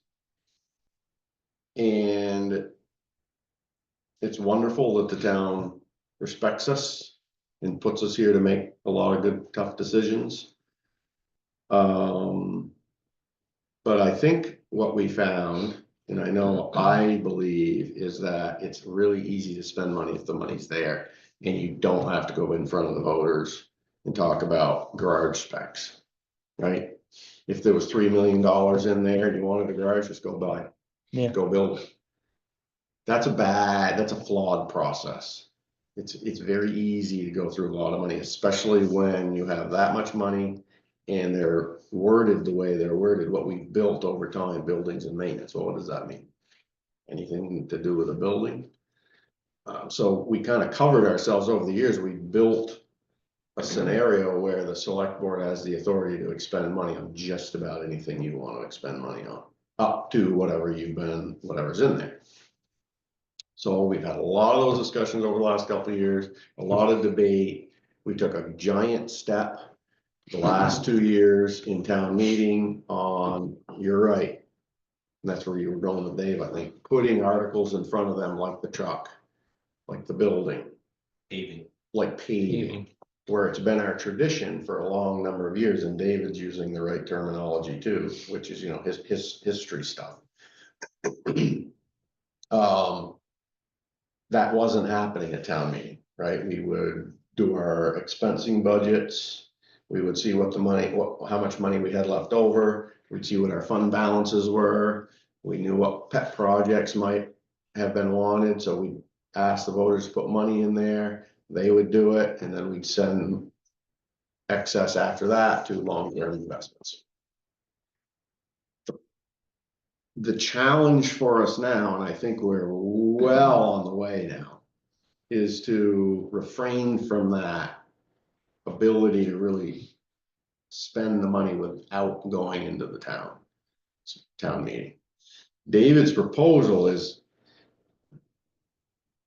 it's gotten me, I'm gonna stay with it 85% of the way there, because it's identifying the projects. That's a huge step, right? We're saying we've already entered into contracts in some of these areas because we were authorized to. And so he's identifying it, and he's putting that on paper, and he's keeping that on the surface. And if we have to go re-up those things for fiscal year issues, we'll do that. But you're not losing sight of what that money is for. I'm just not sure that I'm not sure that I'm gonna get from the 85% to 100 on this right here yet, because I gotta process it a little bit. Or maybe we can talk about that, but it's a huge step. And what I heard fairly loudly in town meeting last year, when my proposal initially was get rid of all of them, make us come to you and ask to spend money and show you what we're gonna spend it on. This is a version of that with some safeguards that allows a little bit more flexibility to that. So I get that. I just want to think through that from my own way of thinking. But what I heard loud and clear from the townspeople was, we trust you guys. You're gonna make these good decisions. We're gonna give you the money. Just show us what you're spending it on. but we want you to have emergency funds, right? I heard that a number of Yeah. times. And so for me, you can do emergency funds without any of this, right? You can just say, well, let's create emergency fund then. And it doesn't even have to be real dollars. It can just be an IOU, right? You can have approved level of spending and then ask your treasurer, just go talk to, the guy with all our money and get us $500,000. He can do that. Cause the town Yeah. approved it. But it's not quite that easy, like Dave. I mean, it's just. That's the last part I gotta think through for me, which is, what does that mean? What does it mean? Is this a step we wanna take? And sort of like build another step, the last step, and spend another year or 2 years talking through it, debating it, try this on for size, see what sort of pushback we get or don't get. That's probably wise. That's probably wise. I just have to sleep on that for me. We'll talk to Dave about that a little bit. You know what I'm saying, Dave? Sleeping on it? Sure. Yeah. So. The challenge I give you guys. To add into your own thinking when you're sleeping on it is.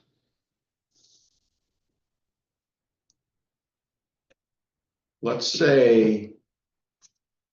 How do you make it as easy as you can make it?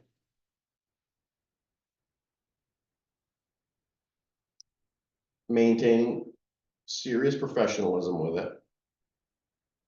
Giving yourself flexibility so that you're not pigeoned into this year if it's a project that potentially can get beyond it, like we've just found can happen and does. And you got to make sure you're building in an emergency issue that's an authorized pre-emergency, however that looks. It can be real dollars in a real account set aside somewhere other than your long-term investments. It can be something like this with headers on it. It can be an IOU type of a situation where there's a preemptive discussion around you're authorized to expend up to X, Y, or Z for these, some specificity to that. An emergency is not, we need a new truck probably, unless one's gone fire. But there's gotta be, if you do that, you gotta have some triggering mechanism also to go back and report that out. So it's just like put all that together and then.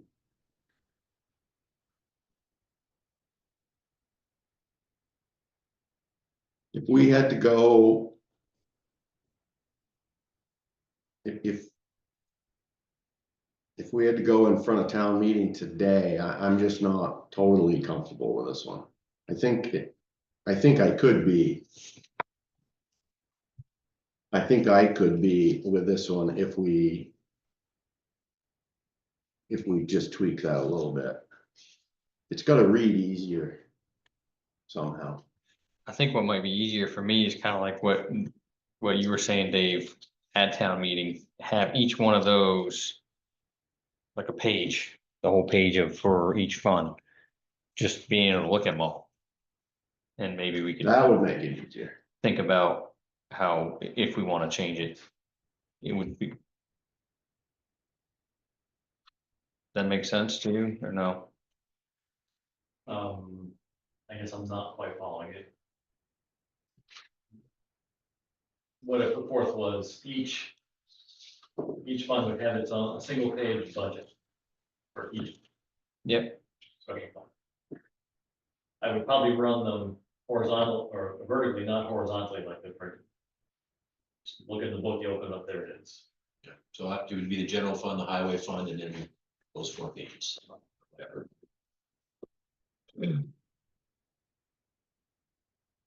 And there you had Right. And then you emergency craft your money. articles based on that. Well, currently, the emergency money is in each of the Okay, yeah, four, it could be, but you certainly can structure that differently. You don't want the emergency money to be in any of the fund, any of the special funds, it had maybe its own special fund, that's. It's still the same concept, you then have a single page for the emergency. How much is it? Where does it come from? Essentially, Right. I would think this year. The easiest thing for that would be to say, it comes from the cash we already have. That's just set aside.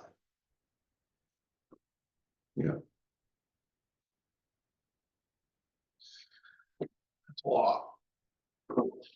It's just really honestly, thank you. I know how difficult that is. I know we've been working on it a long time. I think you just got us like almost over the hump on it. The other piece I think that would need to be in the town report is a slide, a chart that shows the consolidation. Whether I've captured it in that graphic or do something different, This one here. yeah, because they're gonna have to vote to. Say, yeah, yes to that one, that one, that one, and take all those five and. Has to be an article that says combine them into one and combine them total. Right. Yeah. All right, so we can talk through the mechanics or think through the mechanics of that, you guys. The whole, the implementing it in articles is its own little challenge, that's. Otherwise, it's important to make sure we're actually down the right path right now with this concept or something similar, so we can get the articles structured. To get there. Or if they take a totally different tack, that you don't end up. With something that's really hard or impossible to implement. Yeah, we don't want to. Okay, Okay, can I keep this? all right, next up, we have the fire service contracts from Orleans Fire and Newport Fire. This will be for the calendar year, starting January 1st, 2025, and going until December 31st, 2025.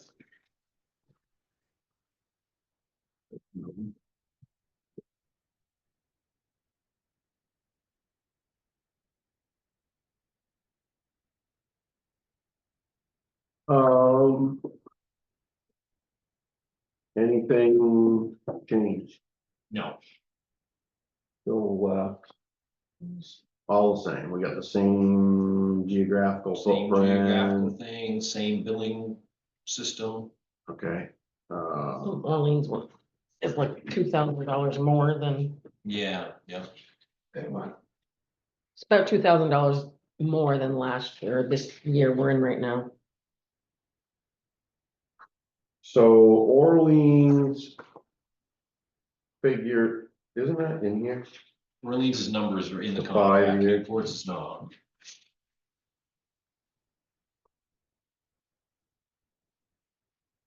Get it real quick. Attachment A, is it right in the wording or just the? It's in the contract. So It's on like the, Orleans Fire sends us a bill, which is a 5-year rolling average. So so last year's expenses for their producing the work for us, they then put into the 5-year rolling average, and the oldest one falls off, and then the average Yep. of those expenses comes to us in the new year's contract. Newport's is a 3-year rolling average, right, Matt? yes, it is. And so we're gonna ask Matt this year, sooner than later, to be working with Newport hard to try to probably ask them, you really should be doing a 5-year rolling average. It evens it out more, Yeah. gives you those couple more years to sort of even things out for both. So we'll see, but that'll sort of be a task for Matt. But right now, they're on a 3-year, which is fine. Nothing else changed in the contracts themselves. The other part that I'm noticed on these, when I looked at them quickly on the phone and talked to Matt, was that what we just said, Newport's numbers aren't in this contract. Orleans is, there is, I think, the history that Newport doesn't do that, it should be in there. So we should be asking them, because they do give it to us. We do get that rolling average They do, yeah, equation. yep, We just don't get it in our contract. right. We Yep. get it in the In billing. the invoice they The send us. Yep. invoice. So, this is the time that we should be seeing that, I think. It's not, Yeah. other than that, I haven't heard any complaints about services on either side of town. What are the numbers? Matt, do you have them right in front of you? Nope. So Newport's, I don't know. It was on like page 3, I don't wanna write on Well, it. this is. Yeah, that one's Orleans.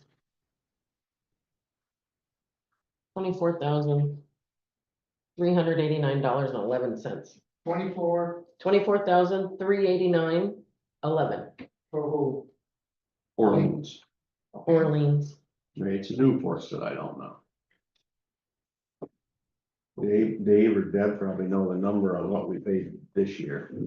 They haven't sent us a bill yet this year. They didn't send it yet. It's in the same neighborhood. Yeah, Is that it was fair? the one prior to this year was like 23,000. It's in the same neighborhood. So they bill once a year? Yes. Yeah. Everyone, per call, per percentage of what? So they send us a bill annually, both departments send us a bill annually, which we'll be getting soon. Already got the ordinance. We've already got Orleans, so it's about right now. And they create that bill, Chris, based on all of their expenses, their man hours, their equipment, of what it cost them to do the work for Coventry. Just the man hours for Coventry. Just Coventry and all of what it goes into I that. knew, And both departments do that. yeah, What they do is they give us the bill that they're gonna be paying Matt is from Orleans is based on a 5-year average of those expenses. Okay, so some years may be higher, some years may be lower because of less fires, more fires, car accidents, whatever. And so that then establishes their bill for the next year. Newport does a 3-year average, Orleans does. I know there's no question that both departments are actually departments. But like you have a seat at the ambulance table and the fire and Newport ambulance and Orleans rescue. Is that correct? Say that again. You have a seat. A with seat? Newport- Yes, See, yeah, you have a seat at the table with Newport ambulance and the Orleans rescue. What do you mean? In other words, you have it, you can give the input. Directors? Well, Matt is a director Only. of Orleans Ambulance. Yeah, and Kate's the director for, Deb oh, Deb, is a director for Newport Ambulance. I'm getting to a point. Yeah, but the fire departments, we don't have any, there's no seats on there. Why? I don't think that any exist. So They don't have a board, No. like the ambulance. No, just wondering because. Yeah, no, there's no. There's always issues, then.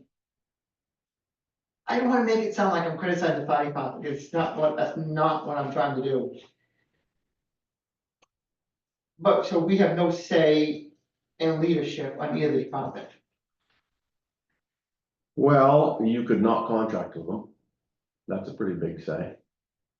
But as far as a voting say or a directorship say or a seat at the table for a managerial decisions, no. That's what I'm getting at. Yeah, it's sort of a checkbook say, we could say, if we were unhappy with Orleans, we could say, well, we're gonna give the full contract to Newport because of whatever we're upset about, and vice versa, but. Other than that, well, like the ambulance, yes, we have representatives of our town that sit on those boards who can help have those conversations. That's it, that's, All right, I gotta ask the questions. so. This should have all. Will you sign those tonight? I'm gonna try to, if everybody agrees to them. So, Orleans, guys, are you good? I'm good. yes, Can you hear that? Make a motion to accept Orleans Fire Department's contract as presented. Second, All in favor? Aye. And that's the other thing, Matt, with Newport's, they only put one signature on there. So we'll Yes, all for sign, three. I'll sign it. We'll all I sign it, told, but- I told them you were all gonna sign it. yeah, let them know in the future, you know, it's just.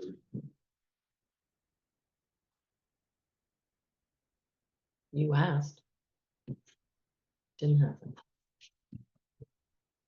Oh, So you signed both contracts without a trace out from before. right, I make a motion to accept Newport City Fire Department's contract as presented. second, all in favor? Aye. I, Very good. What's today's date today? 16th. December 16th. You have meant to me the contracts tomorrow. Did you guys sign that? That one. Yep, sure, Chris. Figure out. Oops, signature and print. It's good to have us all. You're fine, Chris.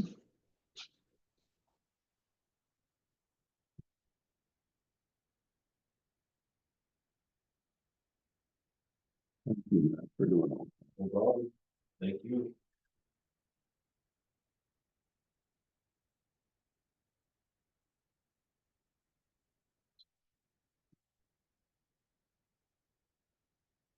Oh, yeah, town garage.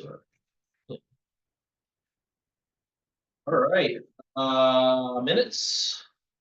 Other business? Oh, other business? Did I have one? Better not. All right, I forgot. We gotta pick a meeting date. Oh, that's right, yeah. January. January 20th is Martin Luther King Day, so. It's a state holiday, national holiday. Personally, I like the 2 weeks, because if you do them back to back, then you're out 3 weeks. Right. And it just makes a really long meeting. Yeah. Yeah. So if you wanna keep the 2 weeks, change it to Tuesday. Matt won't be here, Tuesdays are tough for me. and I won't get to watch my granddaughter play basketball. Those are game days. Tuesday and Thursday. Wednesday, Wednesday. Mm-hmm. Wednesday's good. should be good on Wednesday. Mm-hmm. Yep, 22nd. So it'll be Wednesday, January 22nd. and then it keeps us about the 2 weeks, and otherwise it really gets long.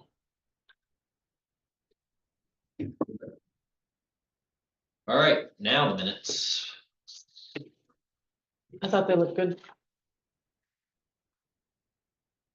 I'm good with them.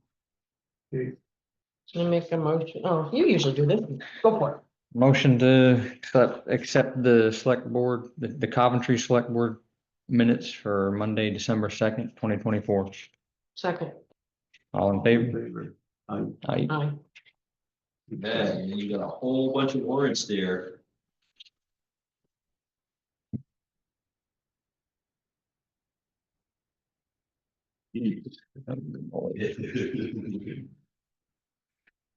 Some of those must already be done. well, yeah, I did them, but. you Yeah, gotta still. give me- You gotta give me permission after the fact. Mm-hmm. Yep. Deb Yep. made- Everybody got paid. Deb made me do it.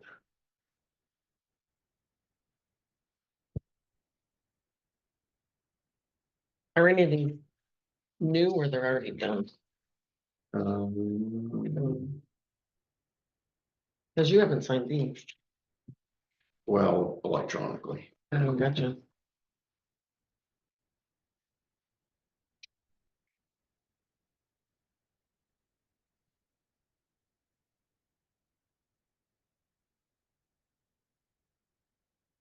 They can just smashed it here at my bottom, Paulette to the dust. Coming With- home. Yeah. With what?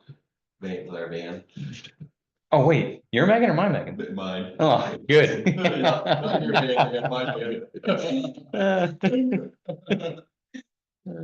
I mean, it's not good, but who has the beat up van now? Yeah, that was me. Everyone's fine. let's be Yeah. 4 or 5 right out in front of her and she got the last one. honest. Was she coming from She Orleans? was coming, she got off the interstate, was coming home. I saw 3 deer there when I was coming When's the here, cleaning you write my contract logs? renew? Well, just up. Remember? just up the road. Mm-hmm, yep. Yeah, she was right at the bottom of the hill there. I think it's in the summer. My Megan's hit a lot of deer. Yeah. Yeah, that didn't surprise me at all. Route 5 Covington Corporation, yes. Oh, that must be Royers now, you know. That's scary.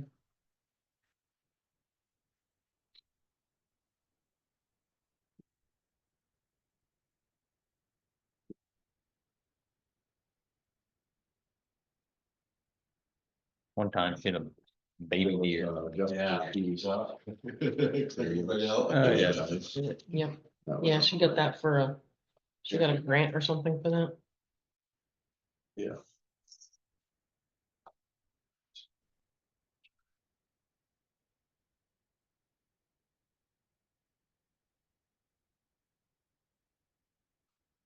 Mm-hmm.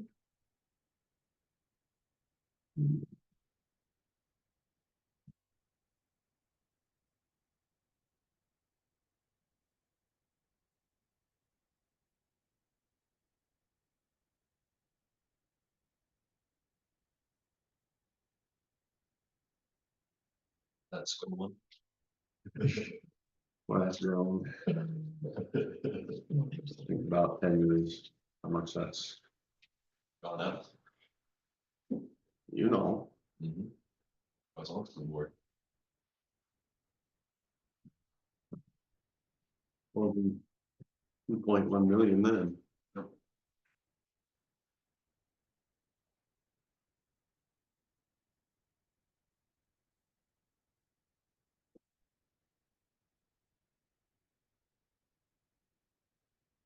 The mirror is still up, is it passing muster at the end of? Nobody's complained about it. I thought for sure Barb would come down and, I mean, she would if she was upset about it, so must be she's okay. What was the issue? Deborah, The, either it wasn't up high enough or it wasn't big enough, the first one we put up there. I've only gone by once since it's been there. You haven't either. either, yeah. Yeah, but every time I look at it, some guy, some ugly guy looking at me. Is there? Yeah. what, tell me the tax credit,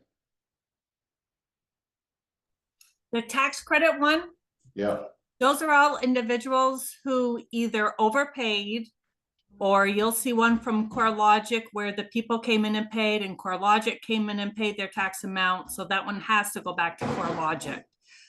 The others, possibly they had not filed their homestead in time. We did not receive their homestead credit amount. We received it after the tax due date, which resulted in a credit to their tax amount. you guys get all that, Mhm. it's just weird, you know, you don't see that very Mhm. often, so it's good to hear. Usually every single year, we do have a select few of people who we do have to issue tax payments back to.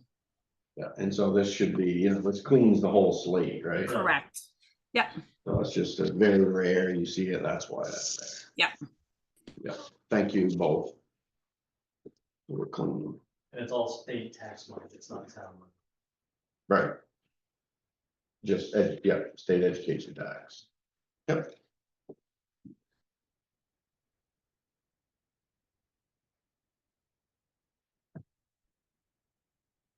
Van. Total or? Offer services. She said 5 of them ran in front of her and then one of them came back. She slowed that down and one of them came back. Oh, this is what you were asking about the mirror bracket. No, I was just talking about the mirror, yeah. Medicine on the menu? Yeah. The DeVos are happy, right? Matt said they haven't been done complaining.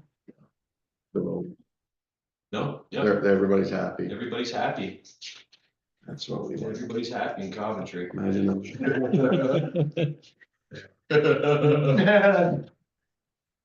Good. Motion to accept the warrants as presented? All in favor? Aye. None? Right, now we can adjourn. Motion to adjourn? Second. All in favor? Aye. Thank you, everybody. Thank you. What is Kevin's last name?